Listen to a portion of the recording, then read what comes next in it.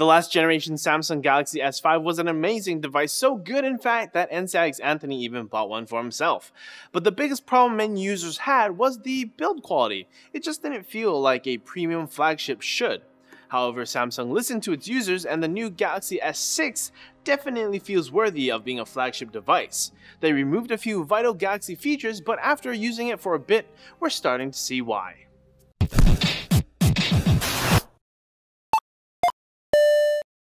Let's go over some of the initial specs. We'll be focusing on the plain old S6, but we should have a review of the S6 Edge up in a month or sometime. We're still waiting for our sample. Fingers crossed. The new S6 weighs just 138 grams, which is actually less than the S5. It features the same 5.1-inch size display, but the resolution has been bumped up to a Quad HD display with pixel density of 577 pixels per inch. It should fit easily in most pockets without bending or looking like you're just a little bit too excited to see someone. The front looks pretty much the same except for a slightly larger home button that can now read your fingerprint with a tap instead of an old tedious swipe. At the top, you'll find an upgraded 5-megapixel camera that now supports auto HDR. The back is where Samsung's new premium design really shows. It's made of Gorilla Glass and will be available in white, black, green, blue, and gold. It has a built-in wireless charging receiver which is capable of supporting both Qi and PMA standards. It's fast too, with a claimed charging rate of up to 1.4 amps wirelessly. Now, we don't have their fast wireless charger to test with, but Anthony did notice that it was very easy to align the phone on regular Qi chargers. The glass is very smooth, so make sure your charger has a rubber surface or it will slide off. The heartbeat sensor has now been relocated to the side of the new Sony camera sensor, which now features a bright f1.9 aperture lens and optical image stabilization. Sensitivity is better as well, with less noise in low light situations and just as good image quality in bright light. For those worried about the protruding lens, it's now surrounded by metal instead of just shiny plastic, although if you ask me, I still would buy a case for it, as I wouldn't want to put it face down or back down, or even though it's Gorilla Glass, but anyways. That's what I do.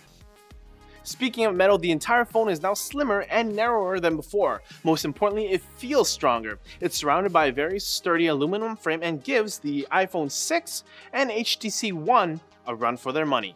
Continuing with the user feedback, Samsung has now lowered the power button on the side to a more comfortable height and separated the two volume keys on the left so you can differentiate them more easily.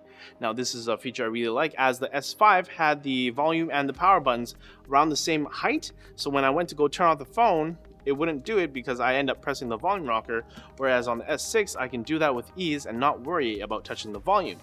Now, the headphone jack has been moved to the bottom and the speaker now faces out on the bottom instead of on the back, so you don't have to awkwardly cup it this way in order to hear it.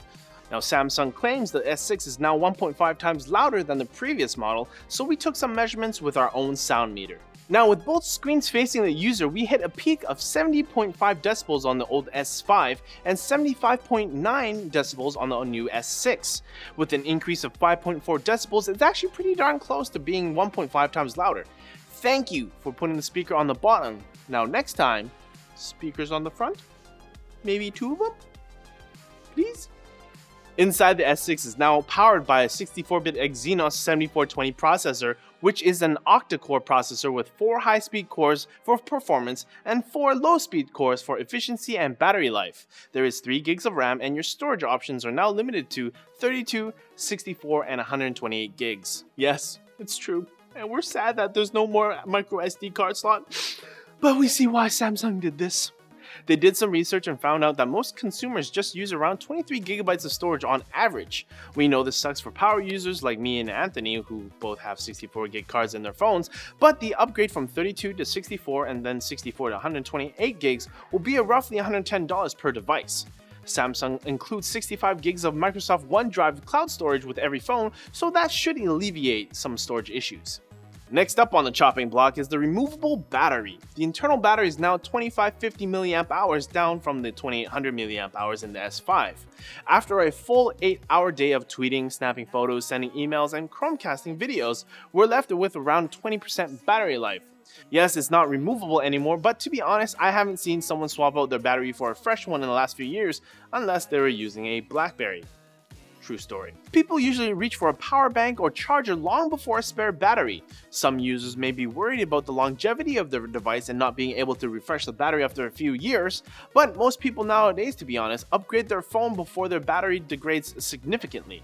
Now, it's clear Samsung put a lot of thought into this model and tried very hard to offer what the customers want. As sad as we are to see a missing SD card slot and removable battery, Anthony and I both think it's definitely worth the slimmer body and much better premium materials and overall usability improvements from the S5. Even TouchWiz, something I absolutely hate, has been further debloated with it offering the same number of features as before, but with most of them turned off by default. You'll still find things like eye tracking, screen sharing, S-Health, My Magazine, and gesture control, all of which operate with less lag than before. Even the multitask lag that many users complain about on the S5 is now greatly reduced. Overall, the Galaxy S6 feels like a proper successor to the S5 and not just another rushed 6-month refresh. Let us know in the comments down below, what do you think of the S6's changes and if you prefer the S6 Edge instead? Alright, that's it for this episode of Unpacked. Thank you guys so much for watching, and as always, be sure to like and subscribe for more videos like this from NCIX. We'll see you later.